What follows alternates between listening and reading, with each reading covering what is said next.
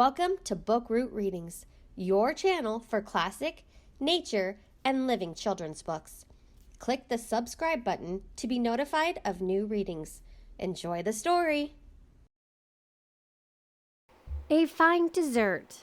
4 centuries, 4 families, 1 delicious treat. Emily Jenkins and Sophie Blackall. For Hazel Beatrice, who likes to lick the bowl, E.J. For Tom and Amy, who took me to pick blackberries at the golden end of summer, S.B. Acknowledgements. Thanks for assistance with the author's research goes to Francine Sagan, author of Shakespeare's Kitchen and The Philosopher's Kitchen, among other food history books. Kathy Kaufman at Culinary Historians of New York. Amy Bentley at New York University, Ayun Halliday, and Lynn Oliver at foodtimeline.org. A bit more than 300 years ago, in an English town called Lyme, a girl and her mother picked wild blackberries. Their hands turned purple with the juice. The thorns of the berry bushes pricked the fabric of their long skirts. When they got home, the woman skimmed the cream off the evening's milk. She added it to the cream from the morning's milk and began to beat it all with a bundle of clean, soft twigs. Beat, beat, beat, beat, beat, beat. Her arm began to ache. Beat, beat, beat, beat. 15 minutes later, she stopped. Whipped cream. The girl drew water from the well. She put the berries in a piece of muslin and rinsed them. Then she squashed and strained them through the muslin, getting rid of the seeds. Together, she and her mother poured sugar on the fruit and then mixed it with the cream. "You may lick the spoon, love," said the woman. So the girl did. They carried the mixture to an ice pit in the hillside. It chilled near sheets of winter ice packed with reeds and straw. After the family supper, cold chicken, mushroom ketchup, and meat pie, they spooned the blackberry full into blue dishes and served it to Father and the older brothers. Even the baby had some. Later in the kitchen, the girl licked the bowl clean. What a fine dessert! A bit more than 200 years ago, outside a city called Charleston, South Carolina, a girl and her mother picked blackberries from the plantation garden. A horse-drawn wagon delivered cream from a nearby dairy. The girl beat the cream with a metal whisk made by the local blacksmith. Beat, beat, beat, beat. Her arm began to ache. Beat, beat. 10 minutes later, whipped cream. The girl washed the berries in water from the well. Then she smashed them through a tin sieve with the back of a spoon, getting rid of the seeds. Together, she and her mother poured sugar on the fruit and then mixed it with the cream. "You may lick the spoon, child," the woman said. So the girl did.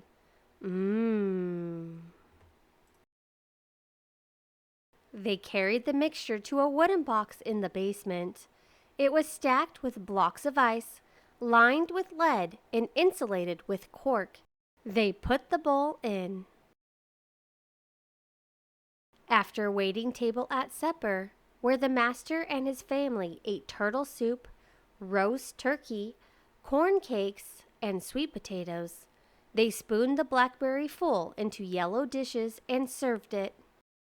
Later, the girl and her mother hid in the closet and licked the bowl clean together. What a fine dessert! A bit more than 100 years ago, in a city called Boston, Massachusetts, A girl and her mother bought 2 wooden boxes of blackberries at an open-air market.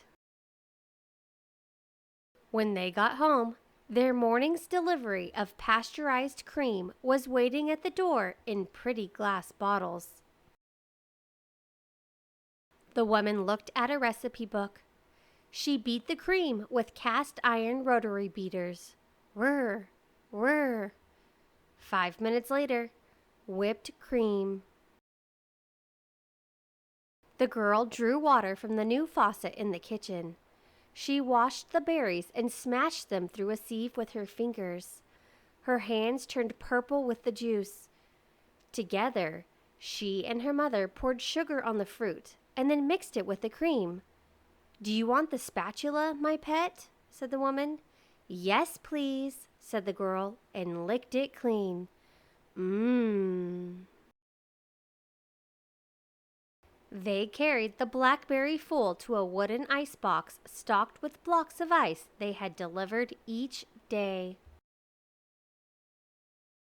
After Sunday dinner, potato soup, roast chicken, and canned asparagus on toast. They spooned the full into green dishes and ate it together with father and the younger brothers. Even the baby had some. Mmm, mmm, mmm. Back in the kitchen, the girl ran her tongue along the inside of the bowl. What a fine dessert! Just a couple of years ago, in a city called San Diego, California, a boy and his dad bought 2 cardboard boxes of blackberries and a carton of pasteurized organic cream at the supermarket. When they got home, the man printed out a recipe from the internet. The boy beat the cream with an electric mixer. Zzz! 2 minutes later, whipped cream. It reminded the boy of shaving foam.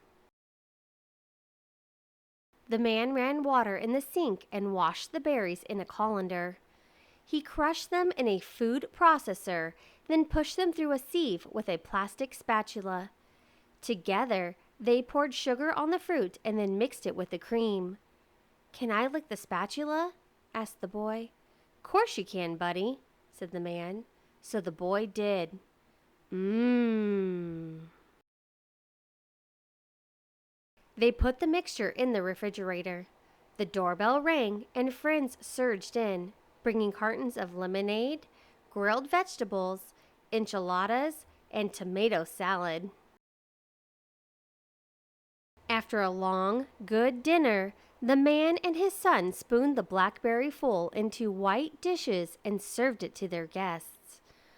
Everyone gobbled it up, especially the babies. Mmm, mmm, mmm. After the guests went home, the boy stood in the messy kitchen, licking the inside of the bowl. What a fine dessert! But the blackberry full had been so very, very delicious, there wasn't much left. A fine dessert.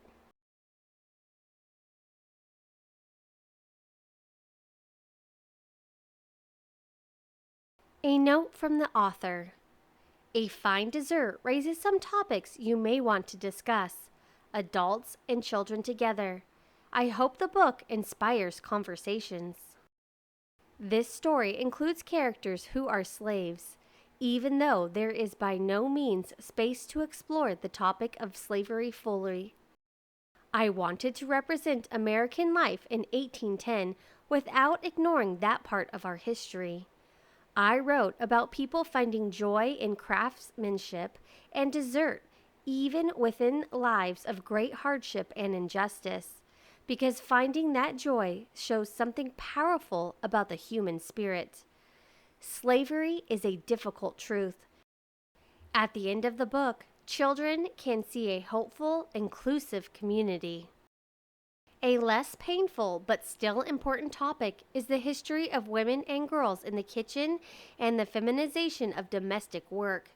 It would have been unlikely before the end of the 20th century to see a father and son making dessert, as they do at the end of this story.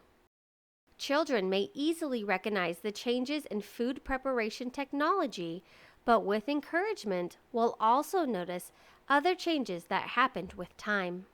Fruit fool is one of the oldest desserts in Western culture. It dates back to the 16th century. The word fool most likely originated from the French word fouler, which means to mash or to press. So the name doesn't mean silly fool, it means smushed up. A fool can be made with any fruit, but traditionally features tart ones: raspberries, gooseberries, blackberries, or rhubarb. Details of the kitchen gadgets and the types of refrigeration are as accurate as I could make them. Two useful websites are the Food Timeline and Feeding America, the Historic American Cookbook Project. The rotary beater was patented in 1856. Before that, cream was whipped by hand. Electric mixers first appeared in homes around 1919, but did not become common until later. Food processors arrived in home kitchens in the 1970s. You'll notice that the cream is pasteurized only in the later kitchens, and that the 20th century family is the first to have an electric refrigerator. Pasteurization was invented in the 1860s, and the first home fridges appeared in 1911. This book is about the connection of human beings to one another and to delicious flavors in the kitchen. No matter their circumstances, technologies, and methods of food sourcing, people have the same urge to lick the bowl. A note from the illustrator. It took me a year to make these drawings, though I wasn't drawing the whole time. Before I even sharpened my pencil, I made a twig whisk to see how it felt to whip cream in 1710. My arm ached and a few twiggy bits wound up in the cream, but it worked. I made the dessert, and I ate it, of course. Then I began my research. I visited the Victoria and Albert Museum in London to look at fabric patterns from the 1700s.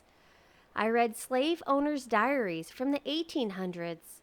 I thumbed through furniture catalogs from the 1900s, and I trawled San Diego real estate websites to find the perfect 2010 house. I came up with a long list of questions. When are blackberries in season in Lyme, so I could dress my characters appropriately? They are at their peak in late August. Without photographs to guide me, how could I find out what slaves in 1810 Charleston wore on their feet? From diaries, I learned that some went barefoot.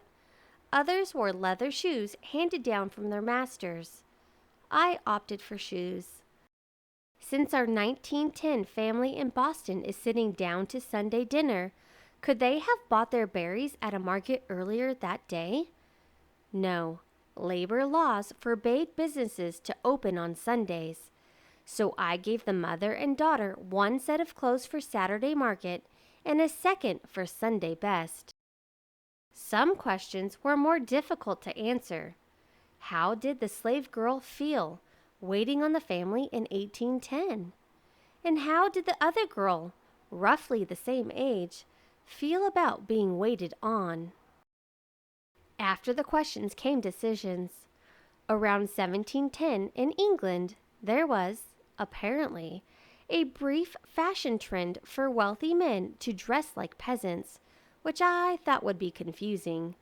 Our Lyme family is moderately wealthy, so I decided to give them moderately fancy clothes.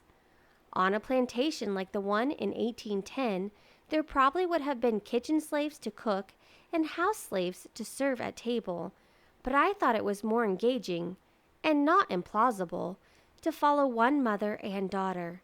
And in real life, blackberry bushes are thick and tangled, but I was inspired by delicate 1800s botanical illustrations.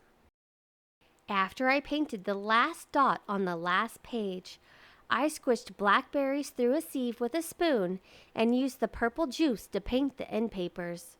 With the leftover blackberries, I made the fine dessert and I served it to my family. And the very last thing I did, I licked the bowl.